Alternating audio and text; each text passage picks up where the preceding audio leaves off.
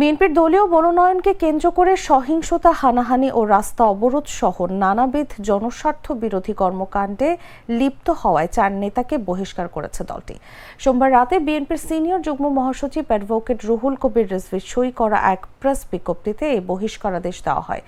বহিষ্কৃত নেতারা হলেন স্বেচ্ছাসেবক দলের চট্টগ্রামের সীতাকুণ্ড উপজেলা সভাপতি আলাউদ্দিন মনি, সাধারণ সম্পাদক হেলাল উদ্দিন বাবর, সীতাকুণ্ড পৌরসভার আহ্বায়ক মামুন, যুবদলের সোনাইছড়ির সাধারণ সম্পাদক মমিন উদ্দিন মিন্টু। বিজ্ঞপ্তিতে বলা হয়, সোমবার সন্ধ্যার পরে দলীয় মনোনয়নকে কেন্দ্র করে তারা চট্টগ্রাম উত্তর জেলার সীতাকুণ্ডে ঢাকা চট্টগ্রাম মহাসড়কের কদমশুল ভাটিয়ারি বাজার জলিল গেট এলাকায় সহিংসতা, হানাহানি ও রাস্তা অবরোধ সহ নানাবিধ জনস্বার্থ বিরোধী কর্মকাণ্ডে লিপ্ত হয়।